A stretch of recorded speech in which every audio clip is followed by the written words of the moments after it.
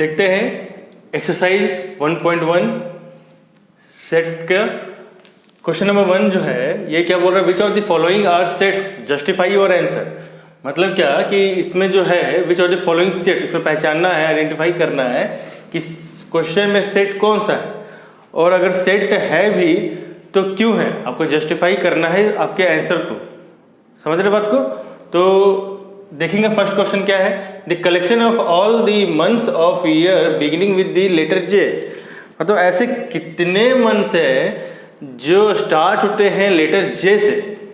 तो जैसे कि जनवरी हो गया, ठीक है, उसके बाद क्या आता है, मार्च तो होगा नहीं, फरवरी होगा नहीं, अप्रैल होगा नहीं, मई होगा नहीं क्योंकि सारे लेटर जे से स्टार्ट नहीं हो रहे।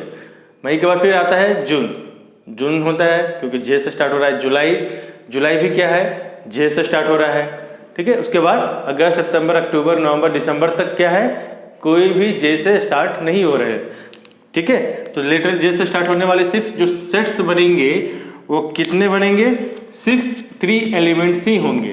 तो जो है सॉल्यूशन ऑफ सेट जो बनेगा इसका क्या होगा, सॉल्यूशन ऑफ सेट, ठीक है। तो पहले तो ये है क्या कि सेट है, क्यों, क्योंकि जो इसका जो सेट बनेगा क्या बनेगा, सॉल्यूशन ऑफ सेट, जनवरी, जून और जुलाई, यही तो बनेगा ना। तो हमारे लिए भी यही रहेगा, जनवरी, जून, जुलाई, यही लिख सकते हैं। और मान लीजिए कोई सेकंड पर्सन है, राम, श्याम, घनश्याम, गोपाल, कोई भी हो, वो भी क्या लिखेगा, यही लिखेगा ना, जनवरी, जून और जुलाई। इसके अलावा तो कोई दूसरा आंसर हो ही नहीं सकता।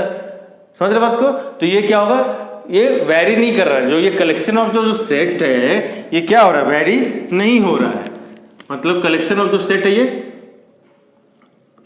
कलेक्शन ऑफ सेट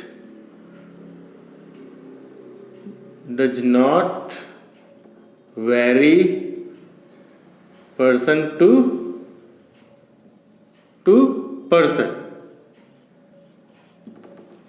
तभी तो बोलेंगे ना कि ये सेट है, नहीं तो फिर कैसे बोल सकते हैं कि ये सेट होगा। जब ये पर्सन टू पर्सन वैरी करेगा तब तो ये सेट ही नहीं होगा। तो इस सिचुएशन में क्या देख रहे हैं कि हमारे सिचुएशन में भी वही होगा कि हमारा आंसर जनवरी होगा, जून होगा, जुलाई होगा, क्योंकि जे से स्टार्ट हो रहा है। बाकी दूसरे लोगों के लिए भी यही होगा आंसर। तो ये सेट है, तो यस ये सेट होगा, ये क्या सेट है। ओके, सेकंड क्वेश्चन लेते हैं, the collection of the 10 most talented writer in India. Okay, तो उसमें क्या बोल रहा है कि आपको बताना है कि जो कलेक्शन होगा 10 मोस्ट टैलेंटेड राइटर, राइटर के बारे में नाम बताना है, ऐसे राइटर जिनके नाम बताने आपको 10 लोगों का जो इंडिया में जो एग्जिस्ट करते हैं वो राइटर, ठीक है। तो हो सकता है डिफरेंट डिफरेंट होगा, आपके लिए जो राइटर होगा वो हो सकता है आपको पसंद आए, दूसरा आप राइटर का नाम ले सकते हैं, जैसे जावेद अख्तर है, कोई और भी हो गया, रविन्द्रनाथ टैगोर हो गया। हो सकता है दूसरे जो पर्सन है उनको कोई और राइटर पसंद आएगा, है कि नहीं, तो वो उनका नाम लिखेगा। ऐसा थोड़ी है कि वो जो आपको पसंद है वो उनको भी वही पसंद होगा या मुझे भी वही पसंद होगा। तो ये क्या होगा, ये पर्सन टू पर्सन वेरी कर रहा है, तो इसलिए क्या होगा, ये सेट नहीं होगा।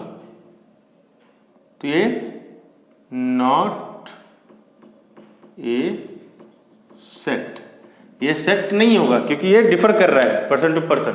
राइटर का जो नाम होगा वो लिस्ट में, तो हो सकता है ना कि हमें वो पसंद ही ना हो, 10 लोगों का नाम मैं दूसरा लिख सकता हूँ और दूसरा पर्सन जो होगा वो जो कोई और ही नाम लिख सकता है, तो इसलिए सेट ही नहीं होगा। थर्ड जो है, a team of 11 best cricket batsman of the world. अब पूरे वर्ल्ड में कितने सारे बैट्समैन है आपको भी पता होगा, कितने सारे कंट्री हैं जो खेलते हैं क्रिकेट।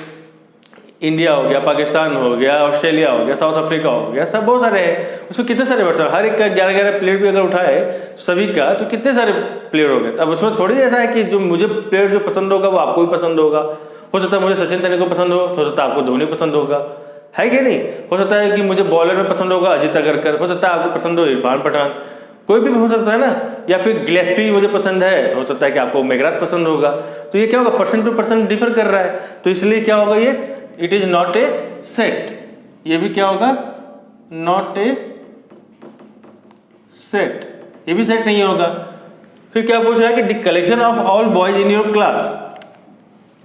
तो मतलब क्या बोल रहा है कि आपके जो क्लास में जितने भी लड़के हैं उनका कलेक्शन बनाना, उनका जो है लिस्ट बनाना है। तो मान लीजिए कि आपका कोई एक स्कूल होगा, मान लीजिए कोई 9th क्लास का बच्चा है, उसमें जितने भी बच्चे होंगे उसमें वो अगर अपना सारा कलेक्शन बनाए लिस्ट उस 9th क्लास का, हर एक बच्चा भी लिस्ट बनाएगा तो वही सेम नाम आएगा। डिफर करेगा क्या? नहीं, क्योंकि ये पर्टिकुलर एक स्कूल के बारे में नहीं बोल रहा है, मतलब डिफरेंट स्कूल के बारे में नहीं बोल रहा है, बोल रहा है कि सिर्फ आपके स्कूल के बारे में। कि आपका कोई एक स्कूल होगा तो उसके कोई क्लास 9th होगा सपोज, उस 9th वाले क्लास में बहुत सारे बच्चे होंगे और हर एक बच्चा उस पर्टिकुलर स्कूल का पर्टिकुलर क्लास 9th का हर एक बच्चा भी अगर लिस्ट बनाने लगे कि हाँ 9th क्लास 9th में कितने बच्चे हैं, सबका नाम लिखना स्टार्ट करे, तो सभी बच्चे का तो जो नाम आएगा, हर एक बच्चा जो अपना डिफरेंट जो लिस्ट बनाएगा सभी का सेम आने वाला है। डिफर तो होगा ही नहीं, डिफरेंट तो होगा ही नहीं, बिल्कुल समझ रहे हैं ना बात को। तो इसीलिए क्या, ये भी एक सेट होगा। ये क्या होगा? सेट है, क्योंकि जितने भी बच्चे सभी का नाम तो सभी के लिए सेम ही होगा। क्लास 9 में जितने भी बच्चे, मान लीजिए 30 बच्चे हैं, सबका जो नाम होगा, हर एक बच्चा अपना अपना नाम एक लिस्ट बनाना शुरू करे तो सभी जो 30 बच्चे हैं सबका भी लिस्ट क्या होगा? सभी का सेम होगा। बस हो सकता है ऑर्डर सिर्फ चेंज हो, लेकिन सभी लड़के जो 30 बच्चे होंगे क्लास 9 में सभी का सेम होगा आंसर। तो जो कलेक्शन बनाएगा कलेक्शन ऑफ ऑल बॉयज का, तो ये सेट है। तो the collection of all natural numbers less than 100। अब ऐसा नंबर बताइए जो नेचुरल नंबर है जो लेस देन 100 है।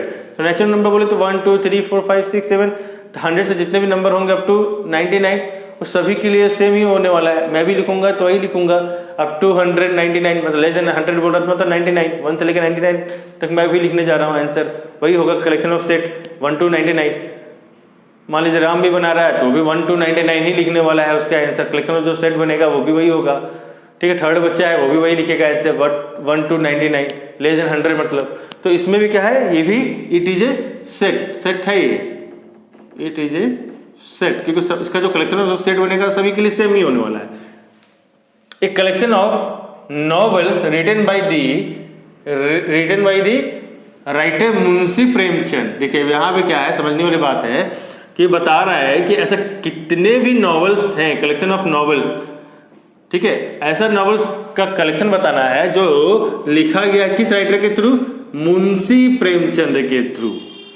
तो मुंशी प्रेमचंद एक बता दिया गया है, प्रॉपर एक पर्टिकुलर नाम जो है मुंशी प्रेमचंद बता दिया गया कि भाई एक राइटर है, ये जो इस पर्सन का नाम ही बता दिया गया। तो इसने अभी तक कितने नॉवेल्स लिखे हैं, ठीक है, उस सब का पूरा जो कलेक्शन बनाना है तो वो क्या होगा, जितने भी तो बनाए होंगे मैं भी उतना ही लिखना होगा। मान लीजिए इसने 10 बनाया टोटल, तो मैं भी पूरा पर्टिकुलर 10 का नाम लिखूंगा। दूसरा बच्चा भी होगा राम श्याम घनश्याम, वो भी वो जो 10 पर्टिकुलर जो नॉवेल का जो उसने बनाया होगा लिस्ट, उसका भी वही होगा, मेरा भी वही होगा, बाकी दूसरे बच्चे भी होंगे वो भी अगर बनाना चाहे तो वही बनेगा, क्योंकि 10 ही नॉवेल है उनके पास। सपोज मान लीजिए मैंने सपोज किया है कि 10 नॉवेल है तो भी वही लिखेगा सेम नाम नॉवेल का, मैं भी वही लिखने वाला हूँ। तो इसलिए क्या होगा, इट इज ए सेट, ये भी सेट होगा, इट इज ए सेट। आ रहा है ना समझ में? क्वेश्चन नंबर 7 देखेंगे यहाँ पे, the collection of all even integers. तो collection of all even integers मतलब दुनिया में जितने भी इवन इंटीजर्स हैं जो एग्जिस्ट करते हैं उसका अगर लिस्ट बनाने बैठे तो हमारा जो आंसर होगा, और मान लीजिए राम श्याम घनश्याम भी जो बना रहा है लिस्ट, वो भी उसका भी सेम ही होगा, क्योंकि इवन इंटीजर का मतलब क्या, कि जो 2 से डिवाइड हो तो सारे जो जितने भी नंबर होंगे जो एग्जिस्ट करते हैं वो सारे का सारा लिस्ट में भी बनाऊंगा, तो मेरा जो आंसर आएगा वही सब कुछ, दूसरे का भी आंसर आएगा, राम का भी आएगा, श्याम का भी आएगा, घनश्याम का भी आएगा। तो इसीलिए ये जो होगा इवन इंटीजर्स ये सेट होगा, तो ये सेट है।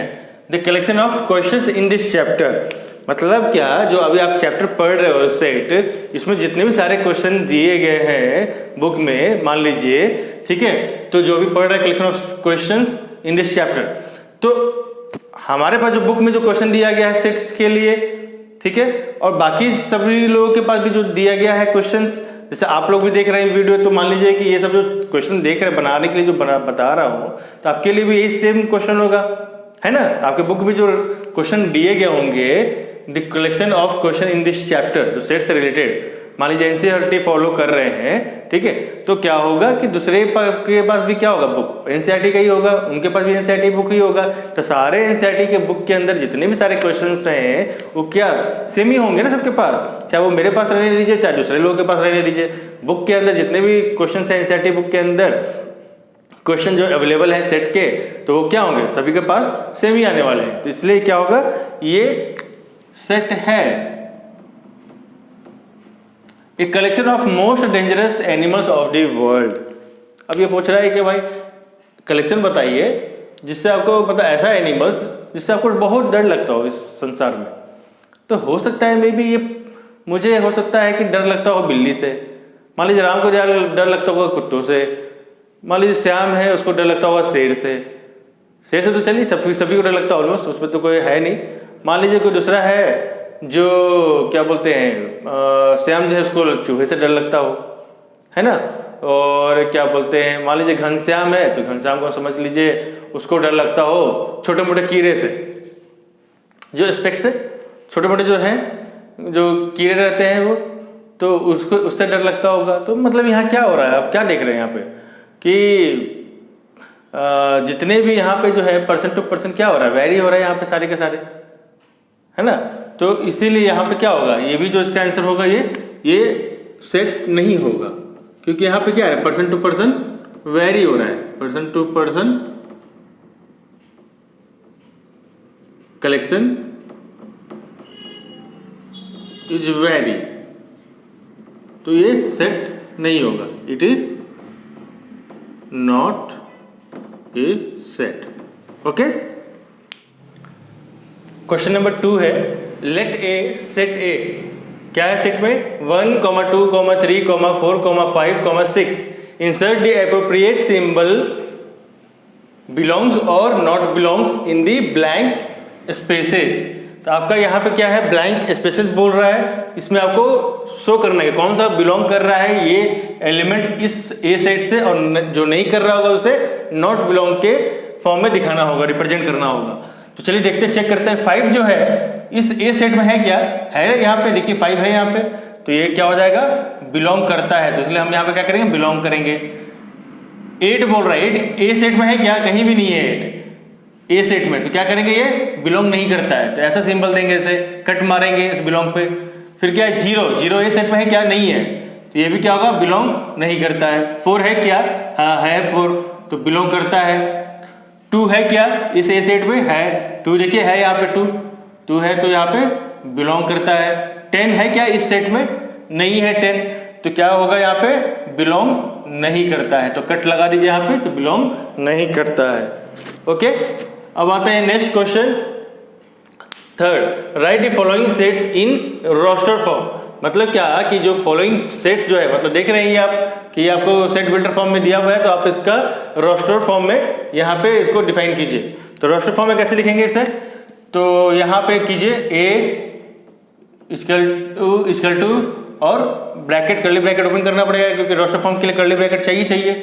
और यहाँ क्या पढ़ रहा है, देखिए x का डेफिनेशन क्या बोल रहा है कि x जो है एक इंटीजर है, और उसका जो है कहाँ से कहाँ तक लाई कर रहा है x, तो -3 to 7। अब यहाँ देखिए -2 3 पे भी है, मतलब x जो है -3 से बड़ा भी है और इक्वल भी है, याद रखिए। लेकिन यहाँ पे क्या है, ये लेस देन 7 है, क्या है लेस देन 7 है यहाँ पे, तो 7 से जस्ट छोटा रखना है यहाँ पे। ओके, तो लेस देन 7 हो जाएगा यहाँ पे, तो लेस देन 7 के लिए चलिए क्या लिखेंगे यहाँ पे -3 -2 -1 0 1 2 3 4 5 6, यही आएगा ना। ओके, तो यहाँ पे क्या देख रहे हैं कि ये जो a के अंदर जो रोस्टर फॉर्म आने वाला है, तो -3 से इक्वल होना चाहिए और बड़ा भी होना चाहिए, और 7 से जस्ट लेस देन 7 होना चाहिए, 7 से छोटा होना चाहिए x। तो देखिए, तो 7 से छोटा है, 6 तक ले लिया मैंने, ठीक है। ओके, नेक्स्ट क्वेश्चन क्या है b, x is a natural number less than 6। तो x क्या होना चाहिए, हमारा डेफिनेशन क्या बता रहा है, प्रॉपर्टी क्या बता रहा है, और नेचर क्या है उसका x का। तो मान लीजिए a यहाँ क्या बोल रहा है b के बारे में, तो b सेट ले लीजिए यहाँ पे, तो b सेट ले लिया यहाँ पे, तो b सेट के अंदर क्या है कर्ली ब्रेसेस ओपन कर दिया मैंने, और उसके बाद फिर x is a natural number less than 6, तो नेचुरल नंबर बोले तो 1 से स्टार्ट होगा, 2 3 4 5, 6 नहीं जाएगा क्योंकि यहाँ पे क्या है, लेस देन बोल रहा है 6, याद रखिए लेस देन 6 बोले तो 1 2 3 4 5 ही है यहाँ पे।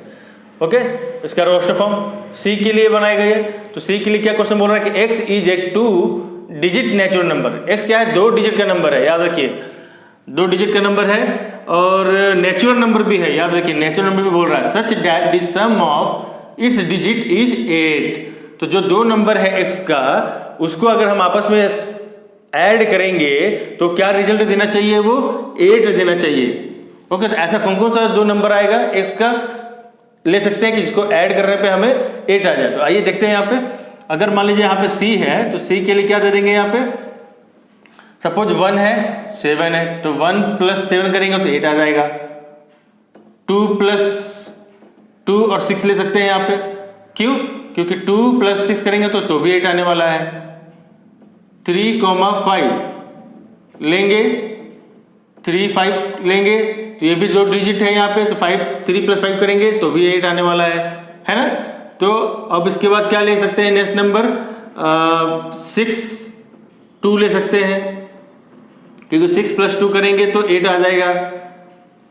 नेक्स्ट क्या है यहाँ पे, अच्छा 3 5 से भी पहले एक नंबर आता है, देखिए वो क्या होगा, 3 5 से भी पहले 3 के बाद आता है 4, तो 4 और 4 भी लेंगे तो भी तो आ जाएगा ना 8, 44 मतलब 4 + 4 8, हाँ तो भी आ जाएगा। फिर 5 3 तो 5 + 3 क्या हो जाएगा, 8 हो जाएगा, तो भी आ रहा है आंसर। ओके, अब आ जाएगा यहाँ पे 6 2, तो 6 + 2 8 आ जाएगा, तो भी आ रहा है आंसर ये भी। फिर 7 1 7 + 1 8, तो भी आ रहा है आंसर। उसके बाद 80 8 + 0 भी करेंगे तो भी क्या आएगा, 8 आ ही जाएगा। ओके, तो ये हो गया आपका पर्टिकुलर रोस्टर फॉर्म में तैयार हो गया थर्ड का आंसर। समझ रहे हैं यहाँ पे क्या कह रहा है, 2 डिजिट को आपस में ऐड करने के बाद 8 आना चाहिए, तो ऐसे कितने नंबर होंगे, तो 17 26 35 44 53 62 71 80।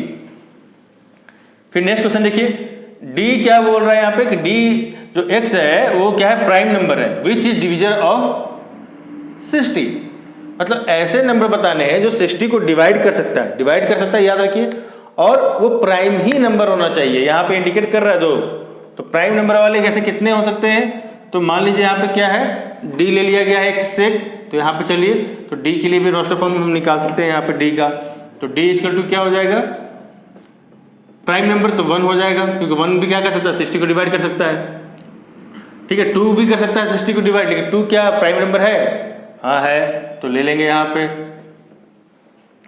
ओके,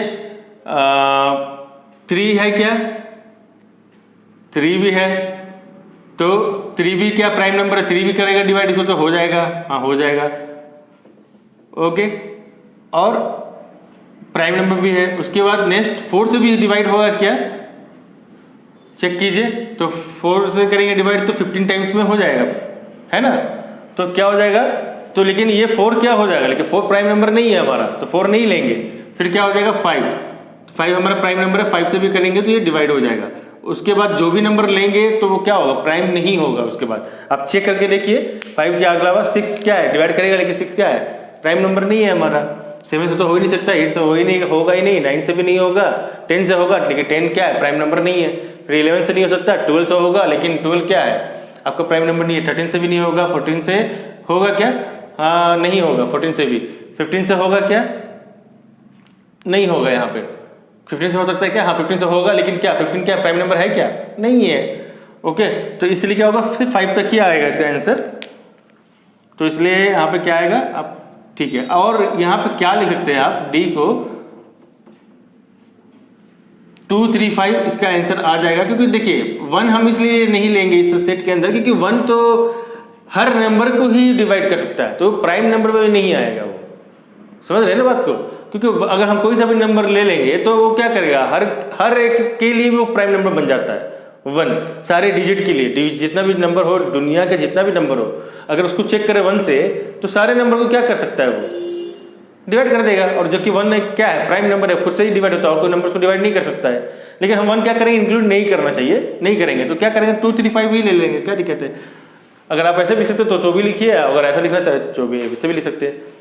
लेकिन एनसीईआरटी में मुझे लगता है कि ये लिखा हुआ है आंसर, तो आप ये भी आप नोटिस कर सकते हैं। और नेक्स्ट क्वेश्चन क्या है, E the set of all letters in the word trigonometry. अब इसका सेट बनाइए, तो ई के लिए क्या सेट होगा, तो ई के लिए क्या सेट हो जाएगा यहाँ पे देखिए, टी के लिए लिखिए टी, आर के लिए लिखिए आर, आई के लिए लिखिए आई, जी के लिए जी लिखिए, ओ लिखिए, एन लिखिए, फिर देखिए ओ क्या है डबल बाई 2 टाइम्स रिपीट हो रहा है, तो ओ हम एक ही बार ऑलरेडी लिख चुके हैं, तो दूसरा बार नहीं लिखेंगे क्योंकि ये रिपीट नहीं होना चाहिए, सेम लेटर और सेम वर्ड नंबर रिपीट नहीं होना चाहिए उस रोस्टर फॉर्म के अंदर। तो एक ही बार रिपीट होगा ओ, तो एक ही बार ले लिया मैंने, ठीक है। तो अब एम आइए, एम यहाँ पे लिखिए, फिर इसको ई, ओके, फिर टी भी देखिए रिपीट हो रहा है तो नहीं लेंगे इसको क्योंकि ऑलरेडी हमने टी यहाँ ले चुके हैं, तो छोड़ देंगे। आर, आर भी यहाँ पे देखिए रिपीट हो चुका है, आर भी छोड़ देंगे, तो क्या हो जाएगा, सिर्फ लास्ट में वाई लिखेंगे, तो यही आपका रोस्टर फॉर्म में बन जाएगा। आपको तो ये सब पढ़ा चुका हूँ मैं, तो आप देखिए रिवाइज कीजिए फिर से एक बार, तो देखिए ऐसा बनेगा। फिर क्या है, एफ क्या है, the set of all letters in the word better. अब बेटर के लिए क्या करना है, एक सेट बनाना है आपको रोस्टर फॉर्म में, तो चलिए तो एफ के लिए बनाइए। तो एफ के लिए क्या हो जाएगा यहाँ पे, तो एफ के लिए हो जाएगा यहाँ पे ओपन ब्रैकेट कीजिए, अब यहाँ पे बी ले लीजिए, ई ले लीजिए, टी ले लीजिए, फिर यहाँ टी आ रहा है तो टी बस एक ही बार लेना, टी नहीं लेंगे वापस। ई भी देखिए रिपीट हो रहा है तो एक ही बार ले चुका हूँ, तो एक बार दूसरा बार नहीं लूँगा यहाँ पे, फिर यहाँ पे आर ले लीजिए, तो इसका यही बनेगा आपका, ठीक है। आई होप आप लोग को समझ में आ रहा हो, ओके। आप प्रैक्टिस कीजिए, प्रैक्टिस करेंगे तो और ज़्यादा क्लियर होगा आपको, और सारे डेफिनेशन को अच्छे से ध्यान में रखिए। क्वेश्चन देखते हैं, क्वेश्चन नंबर 4। क्वेश्चन नंबर 4 क्या बोल रहा है कि right the following sets in the set builder form, okay. तो लेफ्ट हैंड साइड में क्या लिखा हुआ है, सारे के सारे क्या दिए हुए एग्जांपल्स में, सॉरी यहाँ पे क्वेश्चन क्या दिए हुए हैं, रोस्टर फॉर्म में दिए हुए हैं सभी। और इसमें क्या बोल रहा है क्वेश्चन में कि सेट बिल्डर फॉर्म लिखने के लिए, सेट बिल्डर फॉर्म मैंने आप लोग को बताया था कि सेट बिल्डर फॉर्म क्या होता है, सभी का जो पर्टिकुलर जो वेरिएबल है उसका क्या दिखाता है, वो आइडेंटिटी बताता है, मतलब प्रॉपर्टी बताता है, कहने का मतलब उसका वो डेफिनेशन बताता है। तो डेफिनेशन बताता है, तो चलिए इसका डेफिनेशन लिखते हैं, ओके। तो यहाँ पे आपको देखने से क्या पता चल रहा है कि रोस्टर फॉर्म में ये जो 3, 6, 9, 12 है, तो 3, 6, 9, 12 का मतलब क्या हो रहा है यहाँ पे, ठीक से आपको अगर ऑब्जर्व करते हैं तो सारे के सारे क्या है, 3 के मल्टीपल में ही है टर्म्स। तो देखिए 3 1 जा 3 है ना, 3 2 जा 6, 3 3 जा 9, 3 4 जा 12 है ना, सभी के सभी क्या है यहाँ पे 3 का मल्टीपल्स में ही है। देखिए सारे के सारे क्या है 3 के ही टेबल में दिख रहा है, 3 का टेबल हो गया जिसको आप बोल सकते हैं 3 का मल्टीपल। यहाँ पे सिर्फ क्या हो रहा है, ये वैरी हो रहा है, 1 2 3 4 तक आ रहा है। तो चलिए इसका लिखते हैं यहाँ पे,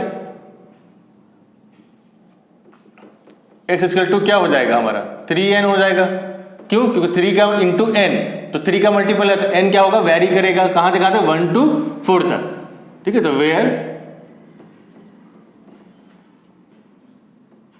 जो n लाई करेगा कहां से कहां तक करेगा, 1 से इक्वल होगा, क्योंकि 1 से छोटा तो है नहीं n, क्योंकि 0 है नहीं यहाँ पे, 1 से स्टार्ट हो रहा है, तो इक्वल टू साइन लगा देंगे यहाँ पे, और n जो होगा 1 से इक्वल होगा और बड़ा भी होगा, कहां तक जाएगा ये, देखिए 4 तक जा रहा है, ये 12 है मतलब 4 तक जा रहा है, तो 4 के इक्वल तक है मतलब 4 तक लिखेंगे यहाँ पे, ओके।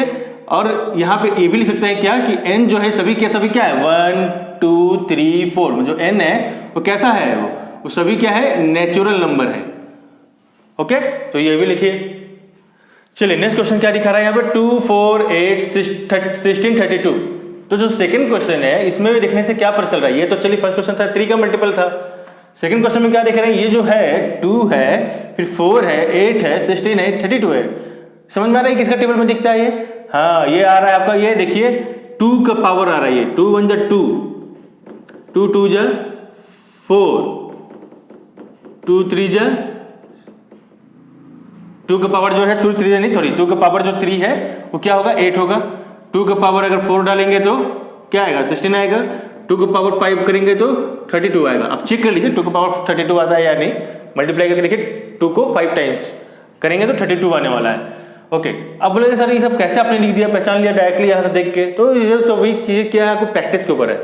आप प्रैक्टिस जितना करेंगे उसके ऊपर वो आपको मालूम चल जाएगा कि ये जो आपका जो एलिमेंट्स दिए हैं रोस्टर फॉर्म में वो किसके टर्म्स में है, क्या बोलना चाह रहा है, उसका मीनिंग क्या है, ओके। तो चलिए इसका फिर लिखते हैं। प्रॉपर्टी डेफिनेशन लिखते हैं, x क्या हो जाएगा, x इक्वल टू हो जाएगा। तो यहाँ देखिए सभी क्या है, क्या पावर है, इसका जो बेस है 2 है, तो बेस जो 2 है तो 2 लिखेंगे, पावर है तो मतलब पावर में क्या लिख देंगे n, क्योंकि n क्या है, वेरी कर रहा है 1 2 3 4 5, तो इसलिए n लिख देंगे। वेयर कहां से स्टार्ट हो रहा है, 1 से स्टार्ट होता है, तो इक्वल टू भी डाल देंगे 1। ओके, तो ये जो n है 1 के इक्वल टू होगा और बड़ा होगा कहां तक, और किससे छोटा होगा, ये 5 से इक्वल टू 5 तक होगा ये। वेयर एंड वेयर तो हो चुका है, आप फिर से यहां लिख सकते हैं n जो है कैसा है, ये नेचुरल नंबर है, सभी नेचुरल नंबर है ना, सभी नेचुरल नंबर, ठीक है 1 2 3 4 5 सभी नेचुरल नंबर पावर में। चलिए नेक्स्ट देखते हैं, नेक्स्ट जो क्वेश्चन है थर्ड, ये भी देखने में कैसा लग रहा है, ये 5 25 125 625, ये किसका दिख रहा है, ये सभी टेबल जो 5 के ही टर्म्स में चल रहे हैं। तो देखेंगे तो ये 5 का पावर 1 5 होता है, 5 का पावर 2 क्या होता है 25 होगा, 5 के पावर 3 क्या होगा 125 होगा, और 5 का पावर 4 625 होगा। 5 का पावर 4 625 कैसे होता है देख लीजिए, मल्टीप्लाई करके देख लीजिए 5 को 4 टाइम्स, तो 625 होगा। ऐसे में देखिए यहाँ पे 125 में अगर 5 से मल्टीप्लाई करेंगे तो क्या आएगा, 5 5 25 2 कैरी 5 2 10 प्लस 2 12 1 कैरी 5 1 5 प्लस 1 6, तो 6 हो गया। तो यहाँ पे क्या है 625 हो गया आपका यहाँ पे, है ना।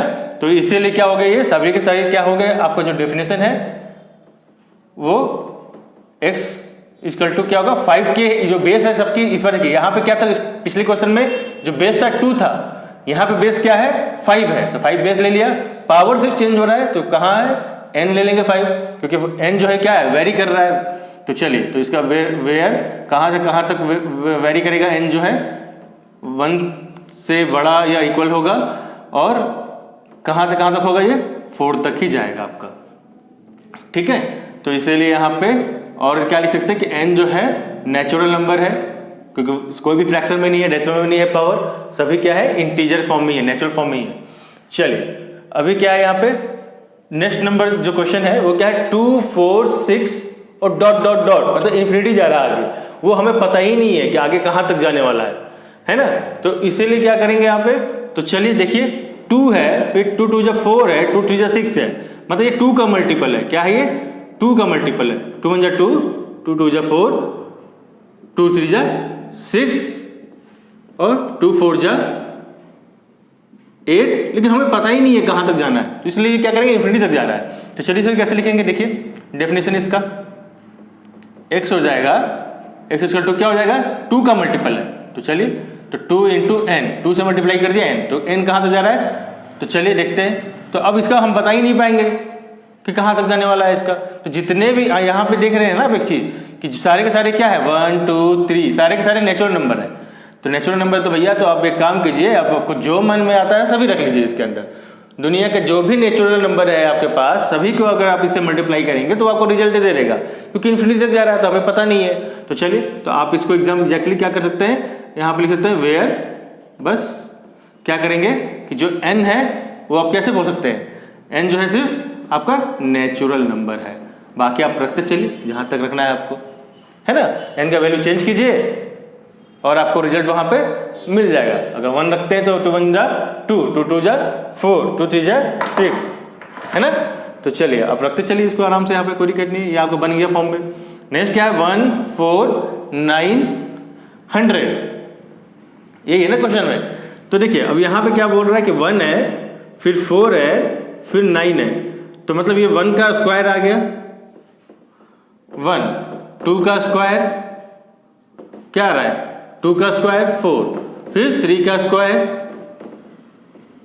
9, तो डॉट डॉट डॉट मतलब इन्फिनिटी तक जा रहा है क्या, नहीं। यहाँ पे आप देखेंगे क्या, ये जो लास्ट में इसने बाउंड्री फिक्स कर दिया है। यहाँ पे क्या था इस क्वेश्चन में, बाउंड्री फिक्स नहीं है लास्ट में कि कहाँ तक जा सकता है, समझ रहे हैं ना बात को। दोनों क्वेश्चन में क्या है, यहाँ भी डॉट डॉट है, यहाँ भी डॉट डॉट है, कंफ्यूज मत कीजिएगा, इसे मत बोल दीजिएगा कि हाँ ये भी इन्फिनिटी तक जाने वाला है, ठीक है, नहीं तो गलत हो जाएगा इस क्वेश्चन में, ध्यान दीजिएगा यहाँ पे। हाँ, क्योंकि इसका लास्ट में क्या है, यहाँ पे दे दिया वैल्यू, आपको एक बाउंड्री फिक्स कर दिया है, कहाँ तक 100 तक। तो 100 किसका होता है लास्ट में, किसका स्क्वायर होता है, तो आपको पता ही होगा कि 10 का अगर हम स्क्वायर करेंगे तो क्या होगा 100 आने वाला है। तो इसका मतलब क्या है कि 1 से जाएगा स्टार्ट होगा और ये कहाँ तक लास्ट जाएगा 10 तक जाएगा।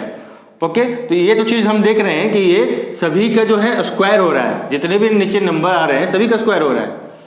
ओके, तो पावर तो फिक्स है 2, लेकिन जो बेस है वो चेंज हो रहा है। तो चलिए, तो जो चेंज हो रहा है उसको हम वेरिएबल ले लेंगे, एन से डिनोट कर देंगे।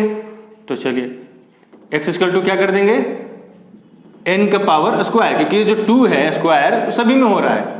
1 का स्क्वायर से देख लीजिए 10 तक का स्क्वायर मिल जा रहा है आपको। बस यहाँ पे आप क्या कीजिएगा, वैल्यू चेंज कीजिएगा, कभी 1 डालिए, 2 डालिए, 4 डालिए, 5 डालिए, अप टू 10 तक डालिए, आपको रिजल्ट मिलेगा यहाँ पे। ओके, तो चलिए, तो वेयर कहाँ से स्टार्ट हो रहा है, 1 से less than equal to n बड़ा होगा, कहाँ तक जाएगा ये। अब ये मत बोलिए कि हाँ सिर्फ सर यहाँ पे छोड़ दीजिए, लिखने की जरूरत ही नहीं है, ये आपको डिफाइन ही नहीं करना है सर, क्योंकि लिमिट नहीं है, क्योंकि इन्फिनिटी था, इन्फिनिटी नहीं है। यहाँ गौर कीजिएगा बच्चों, यहाँ पे क्या लास्ट में दे रखा है 100, आपको बाउंड्री दे दिया, तो बाउंड्री दे दिया तो कहाँ तक जाएगा, सिर्फ 10 तक, तो 10 इक्वल टू 12 देंगे यहाँ पे। अब ये क्या है, एन कैसा नंबर है भाई, तो ये नेचुरल नंबर है। तो चलिए ये नेचुरल नंबर हो गया आपका, है ना, तो नेचुरल नंबर हो गया आपका, ये सही है।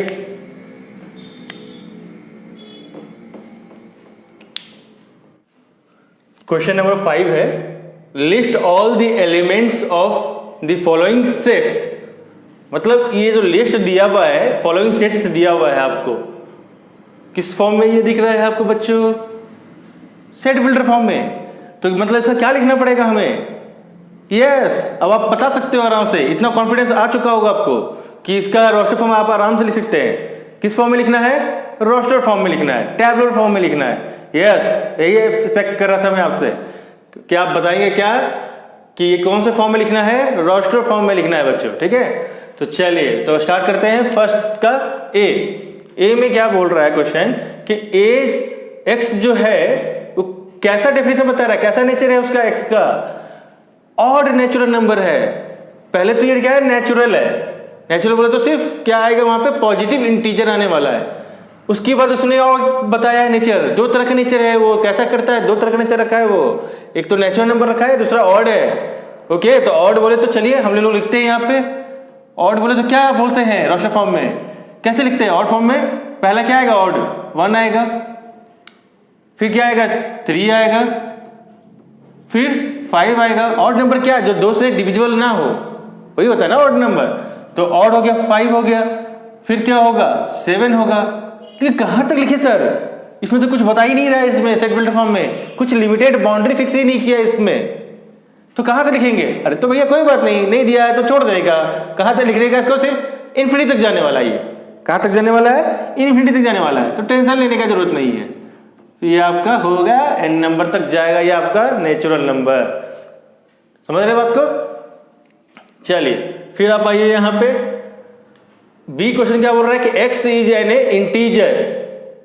एक्स बता रहा है नेचर, क्या बता रहा है, वो एक इंटीजर टाइप है, समझ रहे ना बात को। इंटीजर टाइप बोले तो है, तो वो नेगेटिव भी हो सकता है, पॉजिटिव भी हो सकता है। तो अब इसने एक इक्वेशन दे रखा है, क्या है, -1 से बड़ा होगा एक्स और लेस देन 9/2 से होगा। मतलब ये फ्रैक्शन पार्ट में है, फ्रैक्शन भी है और नेगेटिव में भी है और पॉजिटिव में भी है। तो चलिए पहले से हम लोग लाइन सेगमेंट पे थोड़ा देखते हैं, इसका एग्जाम्पल देखेंगे कि क्या होता है एग्जाम्पल में। देखिए यहाँ पे क्या बोल रहा है, कहाँ से है, इससे बड़ा होना चाहिए। तो मान लीजिए यहाँ पे हमने इसको ले लिया है 1/2, मतलब क्या 0.5, तो 0.5 है, माइनस है तो माइनस लगा दीजिए। उसके बाद क्या बोल रहा है, कहाँ तक है, और ये तो इससे बड़ा होना चाहिए x और 9/2 से छोटा होना चाहिए। 9/2 बोले तो इसको अगर डिवाइड करें तो क्या आएगा, डेसिमल फॉर्म में 4.5 आएगा। तो 4.5 हो गया आपका, यानी जो x जो लाई करेगा वो इन्हीं दोनों के बीच में लाई करने वाला है, समझ रहे बात को, इन्हीं दोनों के बीच में लाई करेगा, इस पे एग्जैक्ट लाई नहीं करने वाला। ओके, और इस पे एग्जैक्ट लाइन नहीं करना, क्योंकि इक्वलिटी का साइन नहीं दिया हुआ है दोनों साइड, देख रहे हैं ना, इससे बड़ा है और इससे छोटा है, तो इक्वलिटी साइन नहीं होता, ये 0.5 से बड़ा और 4.5 से छोटा। तो भैया आप बताइए, अब हम 0.5 से बड़ा क्या लेंगे, तो बड़ा तो लेंगे तो भाई अब इसके ऊपर क्या आने वाला है, क्योंकि इंटीजर बोल रहा है, डेसिमल में हमको नहीं लेना है, तो इससे बड़ा क्या आता है इंटीजर, 0 आने वाला है, 1 2 3 4 यही आएगा ना। तो मतलब ये जो लाई करने वाला है कहाँ से कहाँ तक, 0 से 4 तक करेगा, क्योंकि हमको क्या बोल रहा है, वो इंटीजर ही लेना है, आपको डेसिमल फॉर्म में बिल्कुल नहीं लेना है। तो चलिए, तो इसका आंसर क्या आने वाला है यहाँ पे, इसका आंसर आएगा 0, 1, 2, 3, 4। बस आपका ये रोस्टर फॉर्म में 0, 1, 2, 3, 4 ही आने वाला है। चलिए ये भी क्वेश्चन बहुत अच्छा है, क्वेश्चन नंबर सी। ओके, देखिए यहाँ पे क्या बोल रहा है, क्वेश्चन नंबर सी में क्या बोल रहा है, एक्स इज एन इंटीजर। तो चलिए एक्स का पहला ही उसने नेचर बता दिया, इंटीजर टाइप है भैया, ठीक है। तो अब क्या बोल रहा है कि एक्स स्क्वायर जो है लेस देन इक्वल टू 4 है, ठीक है ना। इनइक्वलिटी साइन है यहाँ पे, देखिएगा इनइक्वलिटी साइन है। तो इनइक्वलिटी साइन को हम लोग कैसे डिफाइन करते थे यहाँ पे कि अब देखिए, अब मान लीजिए x है यहाँ पे लेस देन इक्वल टू 4, तो इनइक्वलिटी साइन को हम लोग कैसे करेंगे, तो इक्वल साइन पहले लेके चलेंगे, इक्वल साइन को लेके चलेंगे तो क्या होगा, x इक्वल टू 4 होगा। तो अब इसका अगर इसका वैल्यू निकालेंगे तो क्या आएगा, +-2 आने वाला है। क्यों? क्योंकि अगर इसका x हटाएंगे स्क्वायर का तो 4 में क्या आएगा, स्क्वायर रूट होगा, मतलब स्क्वायर रूट दोनों साइड लेंगे तो x बाहर आ जाएगा और 4 का 2 आ जाएगा। और स्क्वायर रूट तो पता ही है आपको, +- दो वैल्यू देता है वो आपको हमेशा, पॉजिटिव भी और निगेटिव भी। तो चलिए, तो अब इसका अभी हम लोग को क्या बता रहा है वो कि ये जो है नंबर कैसा होगा, तो नंबर होगा भैया ये एक तो +2 होगा, सॉरी यहाँ -2 आ जाएगा और ये यहाँ पे +2 आ जाएगा, है ना, +2 हो जाएगा। ओके, अब इसके आगे का नंबर मान लीजिए 3 ले लीजिए, 4 ले लीजिए, इन्फिनिटी तक जाएगा, सपोज इन्फिनिटी तक जा रहा है। यहाँ पे -3, -4 और कहाँ तक जा रहा है, इन्फिनिटी तक जा रहा है इसका, minus negative infinity, positive infinity, है ना। तो अब ये बोल रहा है कि इसका जो वैल्यू है कहाँ से कहाँ लाई कर रहा है, यहाँ से यहाँ लाई कर रहा है, कहाँ से कहाँ, यहाँ से यहाँ।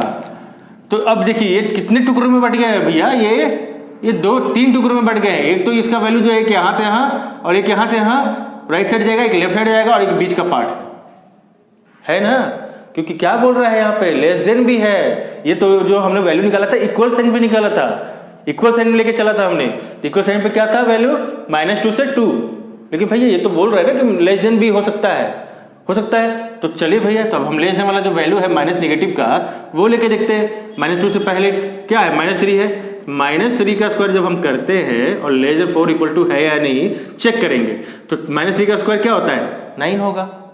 तो 9 क्या कभी भी लेस देन इक्वल टू होता है क्या, नहीं होगा, नहीं होगा। ये 9 लेस देन 4 से इक्वल है ना, क्योंकि 9 क्या है, 4 से बड़ा है, तो ये वैल्यू ले ही नहीं सकते हम लोग। क्या, ये वैल्यू नहीं लेंगे। तो जब ये वैल्यू नहीं लेंगे तो आगे का भी वैल्यू क्या होगा, नहीं लेंगे हम लोग। चलिए, अब राइट साइड का वैल्यू है वो भी देख लेते हैं। तो 2 के पॉजिटिव 2 के बाद क्या है, 3 है। तो चलिए अब यहाँ पे देखिए 3 का वैल्यू अगर हम लेते हैं स्क्वायर पॉजिटिव में, तो ये भी देखते हैं, हाँ इसको भी चेक कर लेते हैं। तो क्या आएगा, 9 लेस देन इक्वल टू 4। तो 9 क्या लेस देन इक्वल टू 4 होता है क्या, नहीं होता है, ये भी नहीं लेंगे। मतलब राइट साइड वाला भी वैल्यू क्या है, नहीं लेना है हमें। तो बचा कौन सा, ये -2 से 2 का बीच का पार्ट। तो ठीक है, तो -2 से देखते हैं क्या होता है। -2 का वैल्यू अगर हम लेते हैं लेस देन इक्वल टू 4, तो 4 आ जाता है पॉजिटिव और लेस देन इक्वल टू 4। तो भैया लेस देन तो नहीं हो सकता, लेकिन इक्वल टू तो हो सकता है, तो यानी ये करेक्ट है।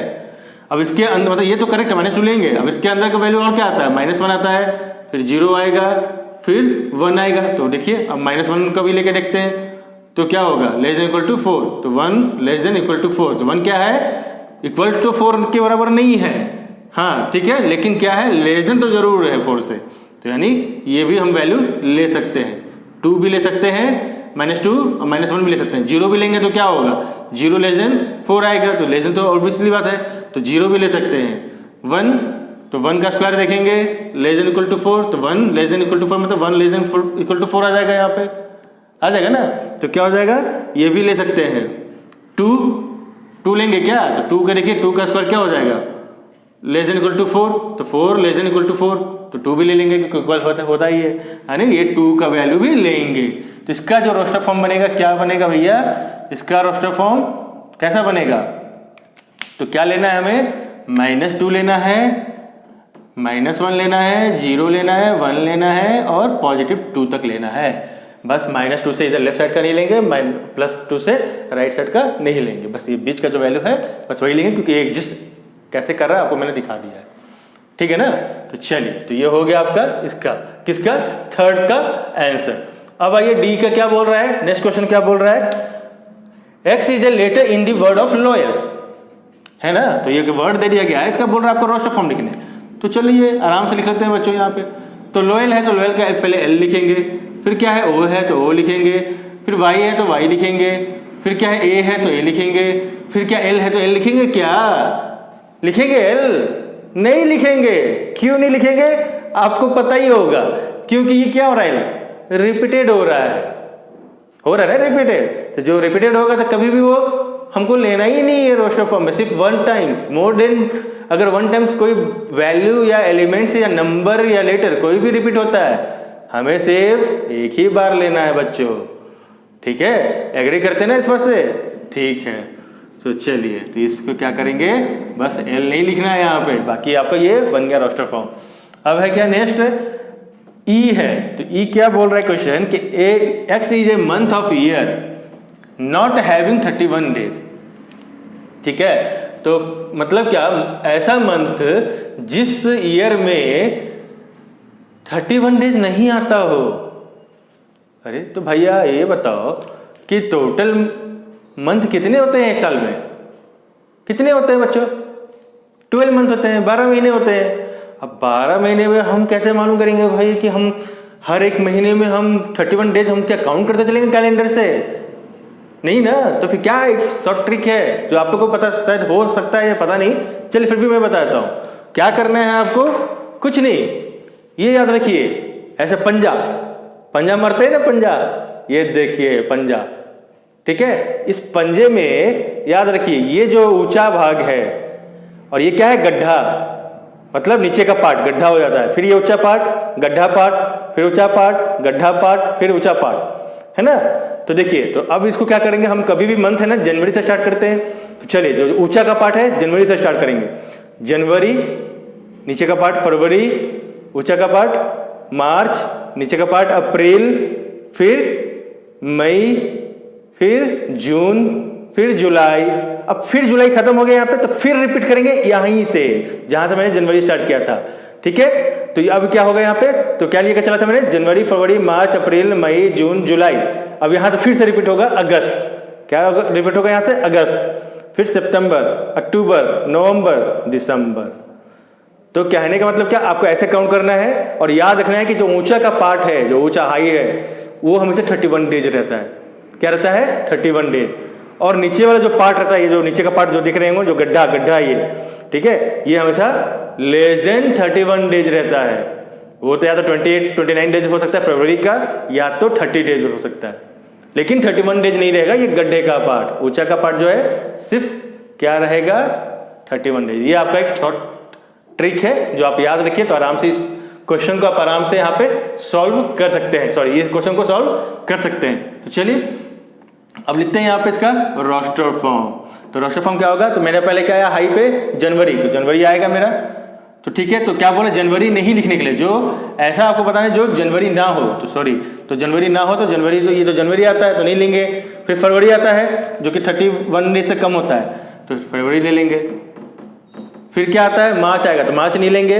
फिर अप्रैल ले लेंगे। ठीक है, अप्रैल हो गया। फिर मई, जून, तो जून ले लेंगे। फिर जुलाई नहीं लेंगे, अगस्त नहीं लेंगे, सितंबर लेंगे।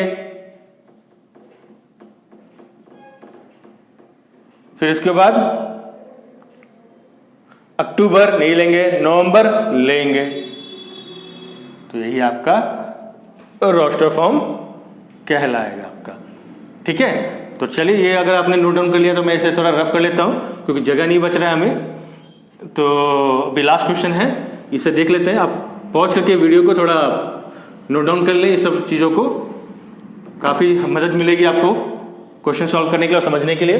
तो नेक्स्ट क्वेश्चन क्या है, एफ है। एफ क्या बोल रहे हैं, x is a constant in English alphabet which precedes के।